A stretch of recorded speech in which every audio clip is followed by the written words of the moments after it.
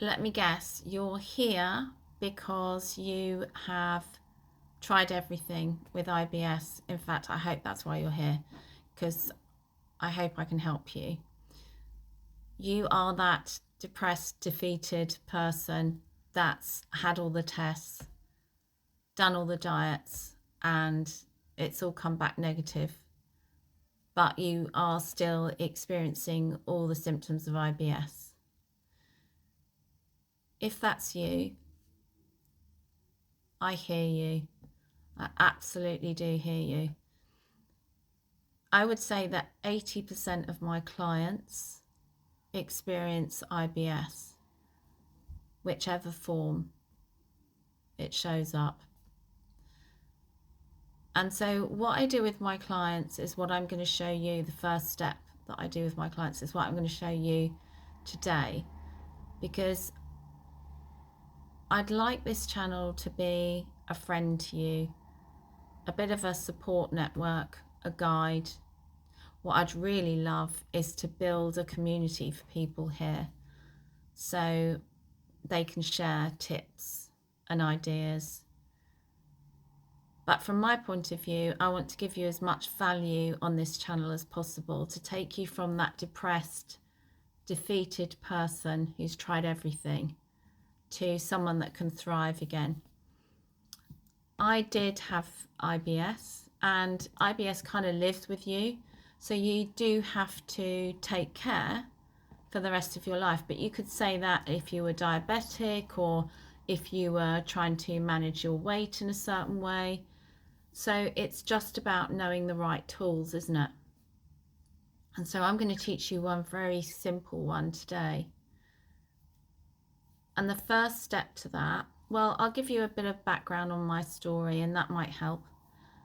I started experiencing IBS when I was doing my A-levels, which is a qualification, a higher qualification in England. And it started to really affect my college life.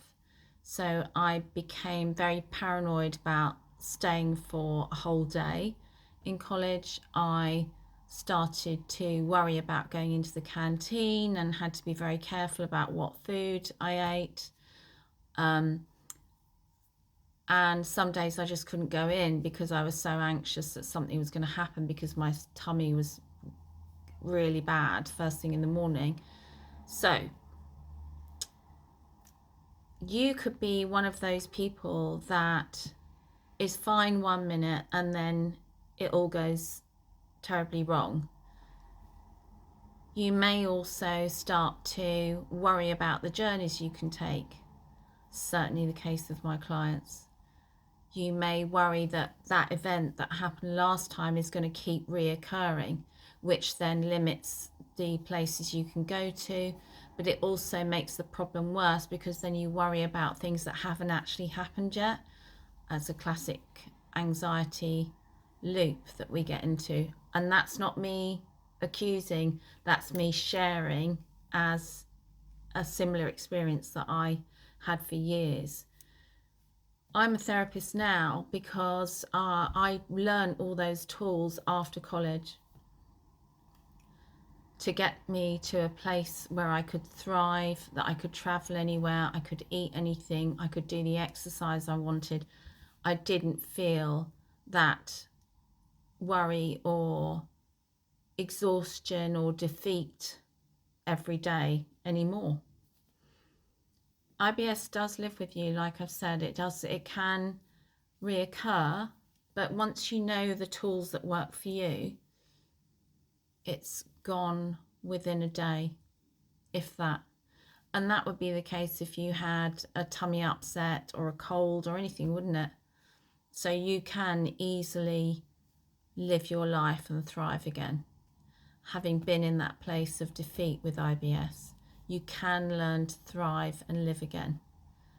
So the one simple step I want you to take today is, first of all, I want you to slow down, because what you've probably been doing is being a scientist about everything in your life.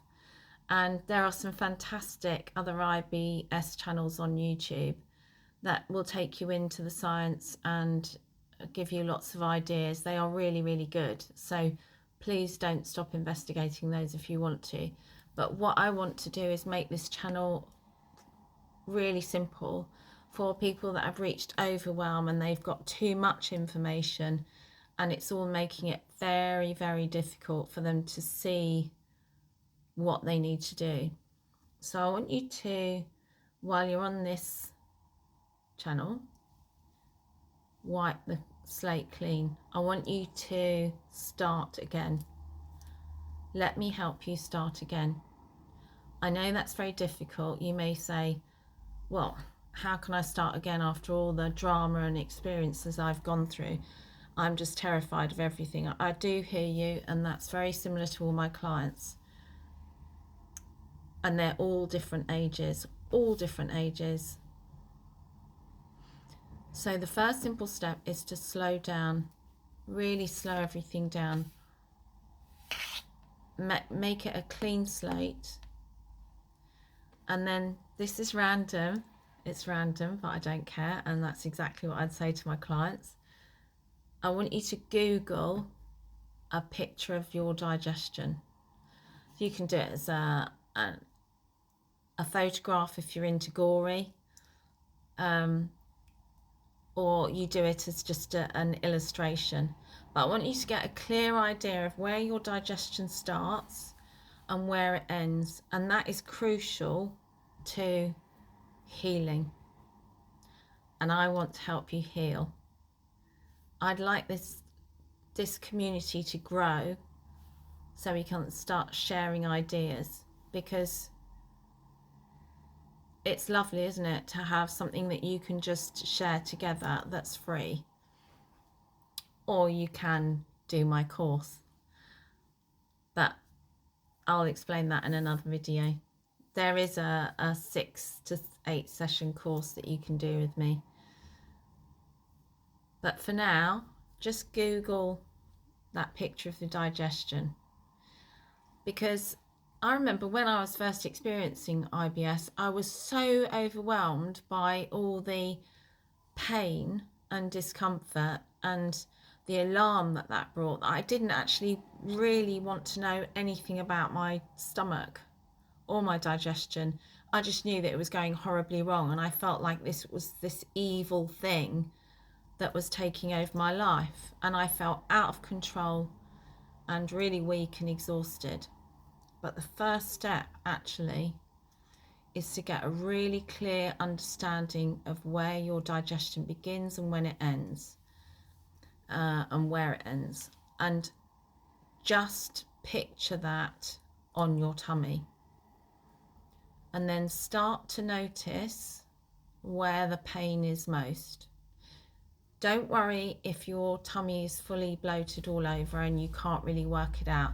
That's fine. It's a process. It's not going to happen. This isn't something you go, oh yeah, I know where my digestion is and my IBS is all clear. No, it doesn't work like that. But I'm just giving you one simple step today.